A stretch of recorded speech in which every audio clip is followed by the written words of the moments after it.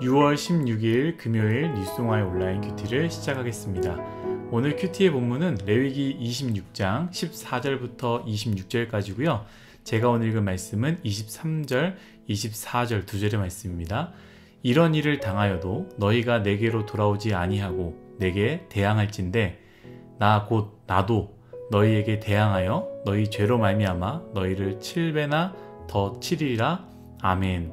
오늘 여러분들과 함께 순종할 이유가 없다면, 그렇다면 불순종할 이유는 찾으셨습니까? 순종할 이유가 없다면, 그렇다면 불순종할 이유는 찾으셨습니까? 라는 제목으로 큐티를 나누도록 하겠습니다. 샬롬. 오늘도 말씀으로 시작하신 여러분 주님의 이름으로 축복합니다. 레위기의 말씀이 곧 마무리가 되어가고 있습니다. 레위기의 핵심은 무엇이라 했습니까? 거룩이라고 했습니다. 하나님은 레위기를 통해서 왜 우리는 거룩해야 하고 거룩한 삶은 무엇인지 보여주시면서 레위기 마지막에는 그 거룩의 삶을 살기 위한 하나님의 요청을 순종과 불순종으로 설명하고 있습니다. 하나님은 어제 큐티이지요. 순종하면 복을 주신다라고 분명하게 말씀하십니다. 참 은혜의 말씀인데요. 제가 한번 읽도록 하겠습니다. 3절부터 5절까지의 말씀입니다. 너희가 내 규례와 계명을 준행하면 내가 너희에게 철을 따라 비를 주리니 땅은 그 산물을 내고 밭의 나무는 열매를 맺으리라. 너희의 타작은 포도 딸 때까지 미치며 너희의 포도 따는 것은 파종할 때까지 미치리니 너희가 음식을 배불리 먹고 너희의 땅에 안전하게 거주하리라. 아멘. 참 은혜의 말씀이지 않습니까? 여러분 잘 읽어보십시오. 하나님의 약속은 그 시대적 상황에 맞게 하나님께서 주신 축복들입니다. 이제 가나안 땅에 들어가서 그 땅에서 농사를 짓게 될 텐데 그들에게 진짜로 필요한 것이 무엇이겠습니까? 철에 따라 비를 내려주시는 것, 많은 열매를 맺는 것, 그리고 그 땅에서 안전하게 거주하는 것, 이것이 그들에게 진짜로 원하는 것이죠. 하나님은 순종할 때 그것을 주시겠다라고 약속하셨습니다. 사실 우리 뉴송아이를 생각해보면 농사를 짓는 사람은 없습니다.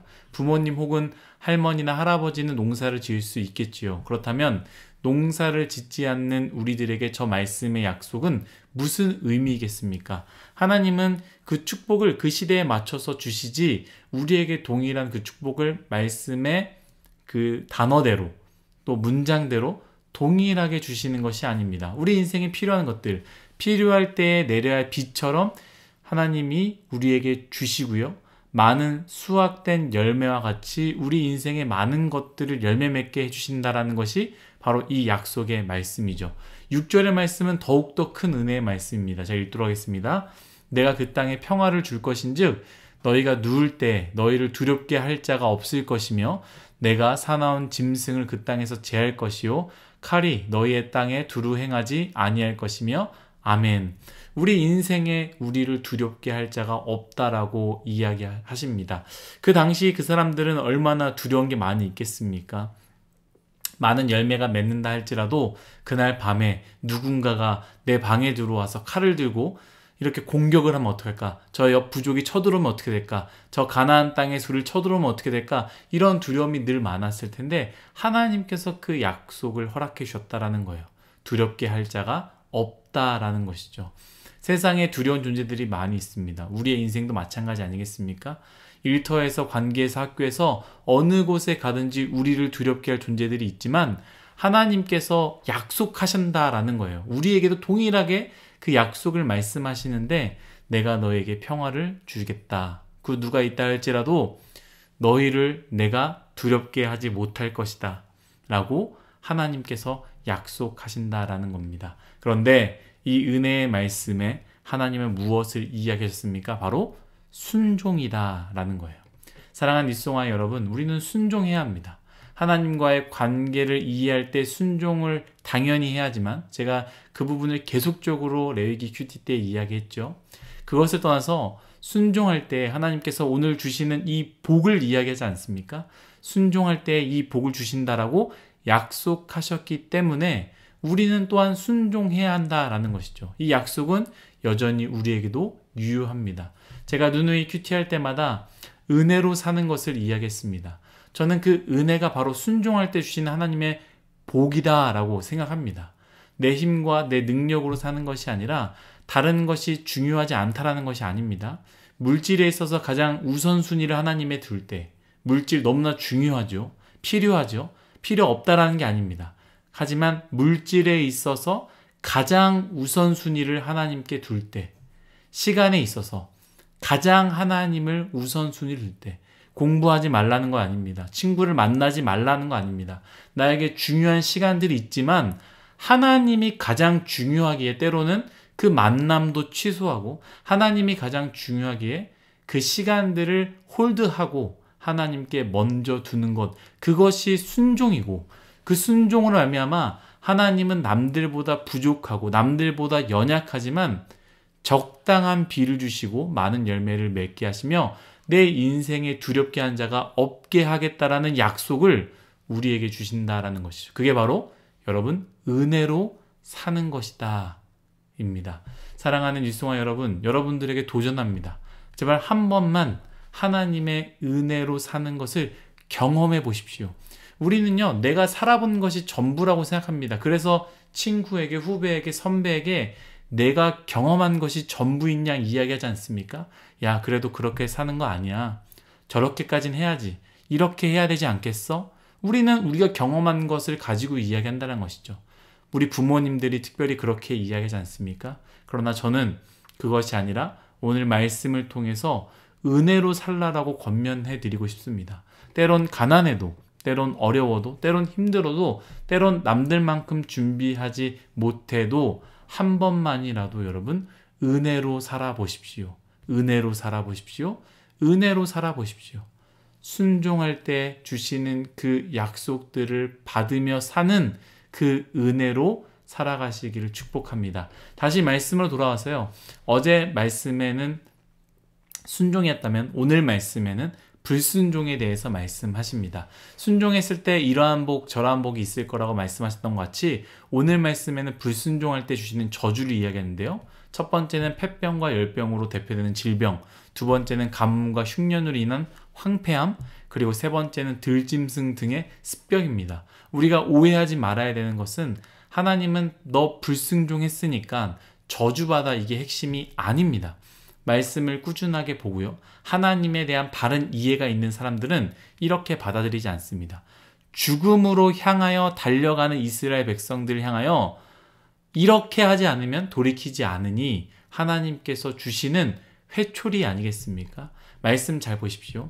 하나님은요, 이 세 가지 저주를 한 번에 주시지 않았습니다. 만약 저주가 목적이라면 세 가지를 한 번에 다 주셨겠죠. 그러나 이 말씀을 보십시오. 14절 말씀입니다. 그러나 너희가 내게 청종하지 아니하여 이 모든 명령을 준행하지 아니하면, 그러면서 저주 얘기하고요. 18절입니다. 또 만일 너희가 그렇게까지 되어도 내게 청종하지 아니하면 이라고 이야기합니다. 그리고 21절입니다. 너희가 나를 거슬러 내게 청종하지 아니할진대 내가 너희의 죄대로 너희에게 7배나 더 재앙을 내릴 것이라. 이렇게 말씀할 수 있죠. 너희가 불순종한다면 내가 이렇게 할 거야. 그런데 거기서 멈추지 않고 또 불순종으로 더 나아간다면 나는 거기서 멈추지 않고 나 또한 이렇게 할 거야. 그런데 거기서도 너가 또 멈추지 않다면 끝까지 너의 뜻대로 사는 삶, 낭떠러지로 향하는 삶, 죽음으로 향하는 삶을 나아간다면 나도 끝까지 포기하지 않고 너를 붙잡을 거야 라고 말씀하시는 것 아니겠습니까?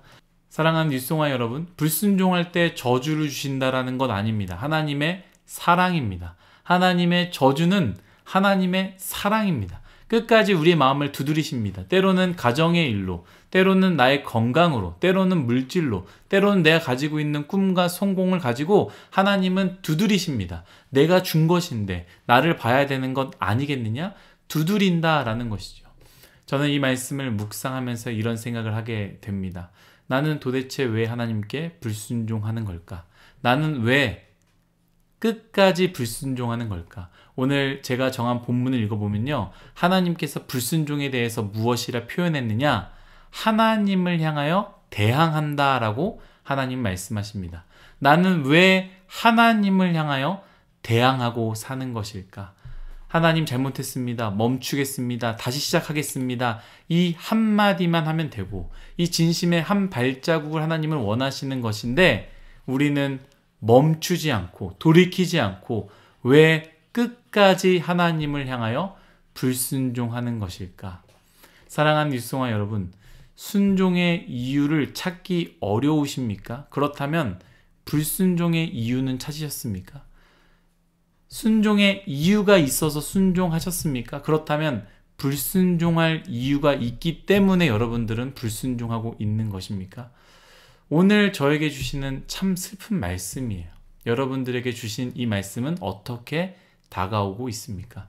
하나님은 완벽을 원하지 않으십니다. 매일 넘어져도 괜찮습니다.